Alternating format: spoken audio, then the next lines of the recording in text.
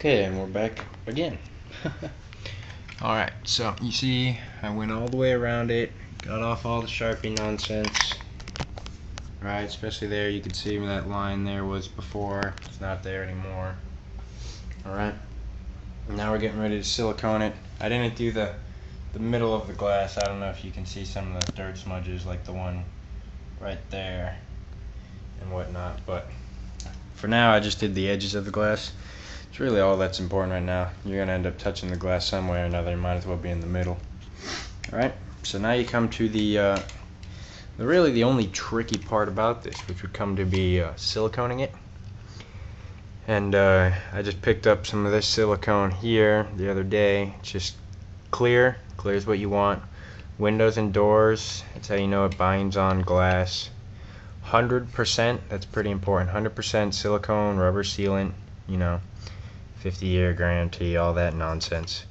You want to make sure it's waterproof, and weatherproof seal. One thing you got to watch out for is some of the outdoor ones where it's specifically outdoor. Is they say like anti-mildew or something, and that's an extra chemical in the silicone that'll bleed out into your tank as you fill it with water and stuff, and obviously that'll be harmful to either your reptiles or fish or whatever you're building this for. So now you're gonna have to take the silicone, still using my phone obviously as you can see from the shadows there, and for the bottom piece specifically you're just gonna want to put a thin line. I mean, your glass is only 1/4 of an inch, so that's really all it has to be, along the very edge of the seal. That's why I have this entire glass piece on a towel in case any of it leaks off or whatever. You want it on the very inside edge. You don't want it all the way out here yet. That's for something different. Alright, you're just gonna put it along the edge seam here. I can't do it with one hand, so I'll have to stop the recording. And then for this guy, you don't want anything on the bottom, not yet, just the side on the very edge, just like on the bottom piece, but only on the side, not on the bottoms, because you're not putting that curved seal right in the crack yet. The reason you do it all the way around here is you're going to put it here, and then let's see, I've got a piece of sample glass here. You're going to put it right on the edge, very edge of the glass, and then you're just going to take your glass pieces. Here's a smaller piece that I cut. You're just going to set it right on that silicone. Make sure it's flush with the back. You don't want a lip, or else that'll mess up this taping over here. You want it flush with the back, and you want to find a way to brace it.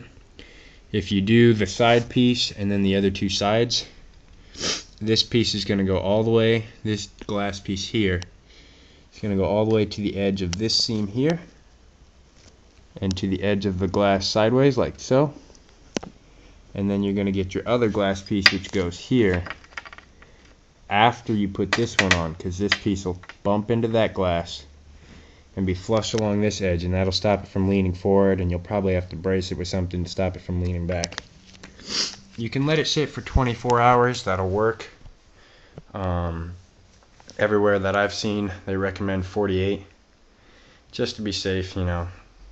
So that's what I'm going to do now. I'm going to silicone all the edges, take a few pictures, show you what it looks like once it's all stand up and being siliconed, and then come back in a couple days or actually a day or two, to seal all the sides even further so to waterproof it. Alright.